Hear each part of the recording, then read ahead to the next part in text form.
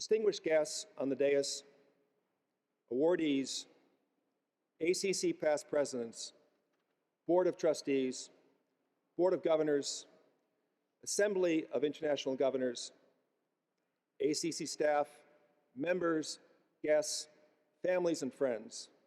Please extend my welcome again to the 63rd Annual Convocation of the American College of Cardiology. It is a privilege to be here tonight to welcome our newest fellows and associates. We share your joy on this special occasion of Convocation, which marks the 65th anniversary year of the founding of the ACC. Convocation is a ceremony of celebration, tradition, transition, and renewal. This evening's formal recognition of your many accomplishments is just the beginning of a lifelong relationship between you and the college. I want to congratulate each of you for your tireless work and dedication to the cardiovascular profession and to patients around the world.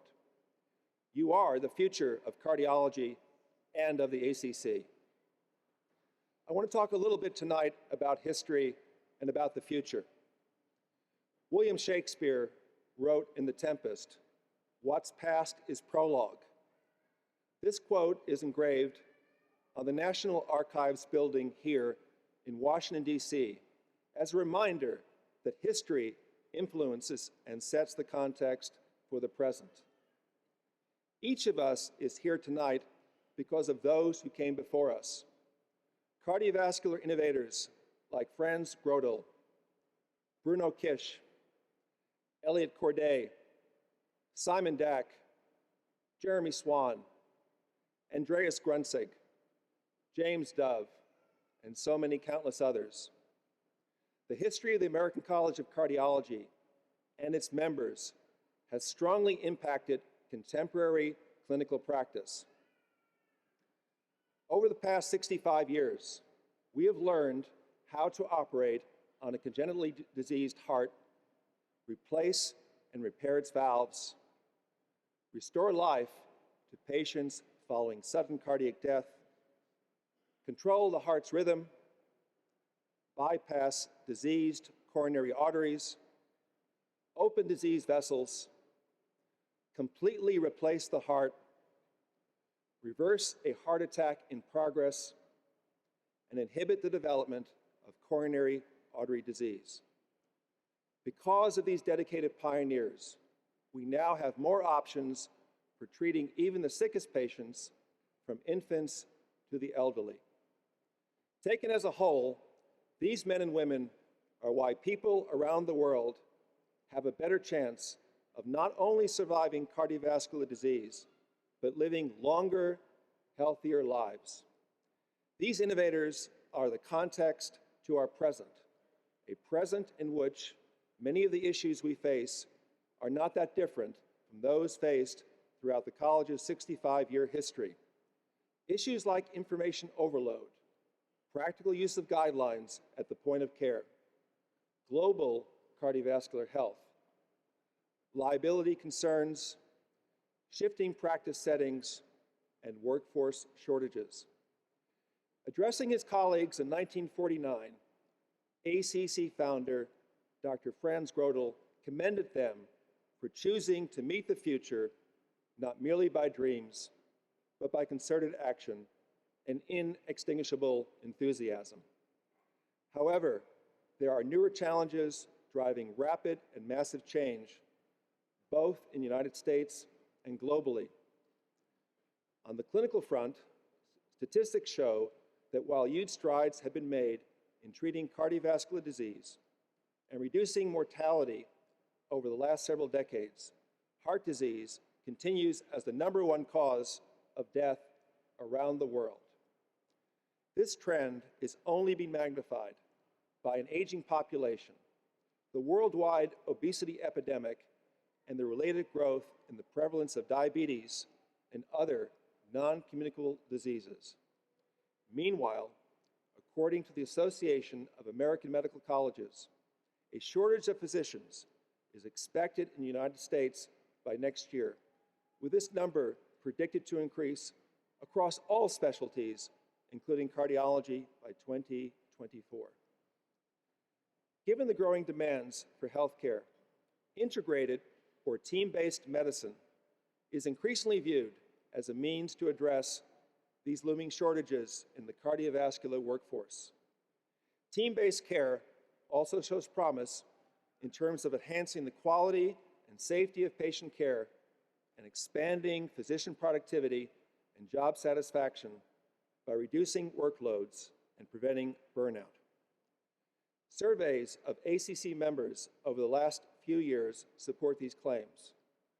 Of the practices operating in a team-based care environment, increased efficiency, improved quality of care, and increased patient satisfaction were the primary improvements cited.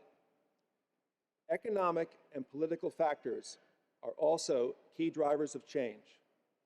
According to the ACC's latest environmental scan, the United States spent 17.9% of its gross domestic product on healthcare in 2011, a percentage that had actually leveled off after many years of increase. However, with the implementation of the Affordable Care Act, as well as other factors, the Centers for Medicare and Medicaid Services projects that total healthcare expenditures will reach $4.8 trillion in the year 2021, constituting 19.6% of the GDP, or $1 of every $5 spent. These economic and political changes are forcing the medical community to rethink the way it provides care and does business. One of the biggest and most direct reactions to these changes is the migration of independent cardiovascular practices to integrated and/or employed models.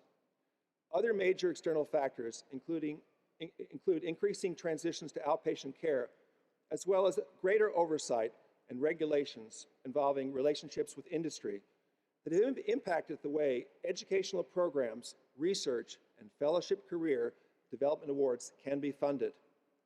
On the scientific front, while rapid developments in new healthcare technologies are providing patients with promising new advances, the pace of these changes is often overwhelming for care providers and patients.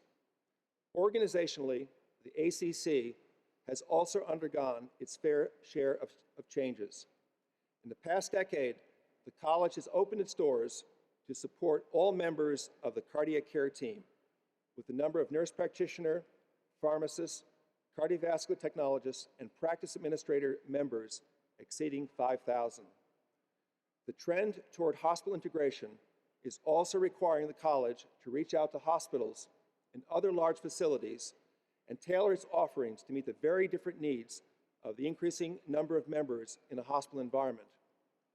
Other internal drivers include the ever-increasing use of digital technologies that involves major shifts in how information is communicated, learned, and received. There are also a growing number of opportunities to partner with other societies, industry, government agencies, payers, and others on educational programs, patient education, quality improvement, new cardiovascular treatments and therapies, health policy efforts, and more. The college has also seen significant growth in terms of clinical resources and tools. Development of appropriate use criteria is but one example of an unprecedented move by professional society to improve the value of care. In addition, the exponential growth of registry data through the National Cardiovascular Data Registry is not only providing physicians and care team members with crucial information, but is also evolving as a rich source of clinical data for research, post-marketing surveillance, and quality improvement. The college has broadened its reach globally, with international professionals now making up the fastest growing segment of the membership. The establishment of our 31 international chapters is continuing to foster this growth.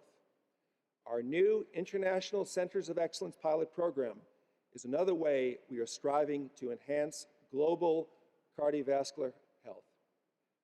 Through sustained collaboration with our sister societies and the exchange of knowledge and resources for cardiovascular care worldwide, we will continue to move forward together, speaking with one voice as global advocates calling for cardiovascular disease prevention, treatment, and to reduce the burden of non-communicable diseases. All of the efforts mentioned above, as well as countless others, form a solid foundation for the next big phase of the college implementing the new 5-year strategic plan. The purpose of the strategic plan is to re-envision specialty care with the goal of positioning the ACC as the professional home for the entire cardiovascular care team. To accomplish this, the college is committed to increasing membership value and engagement, helping to transform cardiovascular care, and meeting the triple aim of better care, better outcomes, and lower costs. The plan also recognizes the ACC's role in providing members with purposeful education tools and ensuring that members are empowered to serve as effective advocates for sound health policies that allow patient access to the most appropriate, high-quality care.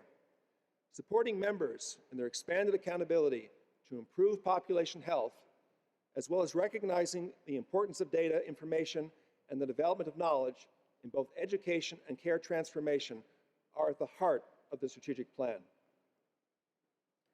By empowering ACC members like you to become effective advocates for patients and cardiovascular professionals, as well as focusing on the college's strengths and building strategic partnerships, we can overcome the disruptions caused by the clinical and economic changes in the healthcare environment and ultimately transform the future of cardiovascular care around the world.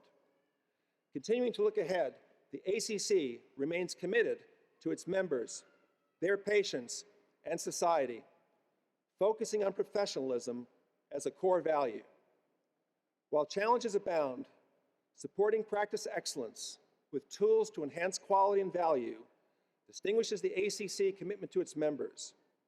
Ongoing breakthroughs in science promise the opportunity to provide improved care, while advancing technology provides platforms for rapid dissemination of information. It is our charge to seize this opportunity to help the college evolve in the best fashion possible, to realize its full potential for its members, the patients they serve, and the global cardiovascular community. Our heritage in education, our extensive work in quality improvement, and our advocacy for quality patient care provide the foundation for success, and we will succeed. The role of the college in protecting society by promoting high standards of education and practice remains unchanged since 1949. The ACC has become a global knowledge organization, and fellowship is more influential and active than ever before, and carries responsibility to the profession and the public. As we move forward with implementing the new strategic plan, we can learn much from the leaders and innovators who came before us. Over the last 65 years, the dreams, actions, and enthusiasm of thousands of cardiovascular professionals have brought us to where we are today. It is now your dreams, your actions, and your enthusiasm that will take us forward into the future. We've come a long way since 1949, and I'm confident that the ACC's founders would be proud of what we have become and where we are going. Engagement with the college is an incredible place to start changing the landscape of cardiovascular care.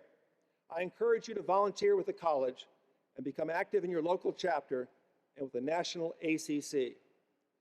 Membership in the college means more than 4 letters after your name. It's both the foundation and the future of our profession. Your professional satisfaction lies in the joy of achievement and in the thrill of your creative endeavors. The future and the past demand nothing less of us. I wish to close by thanking the members of the Executive Committee, trustees, and governors for their wisdom and support over the past 12 months.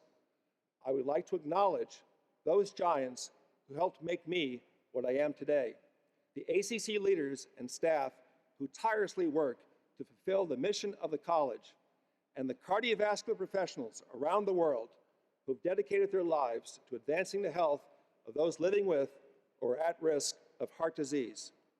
To my partners and colleagues at the Cedars-Sinai Heart Institute, I thank them for their support and encouragement during my presidential year, and for my family who have been so supportive.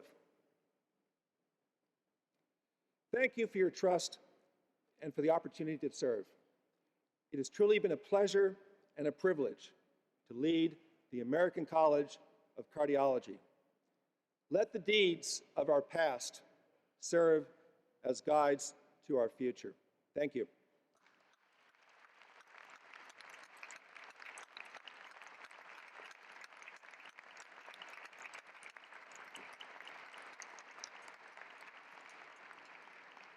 My last duty as president is to pass on the torch. That is to turn the presidential chain over to your next president, Dr. Patrick T. O'Gara. Congratulations.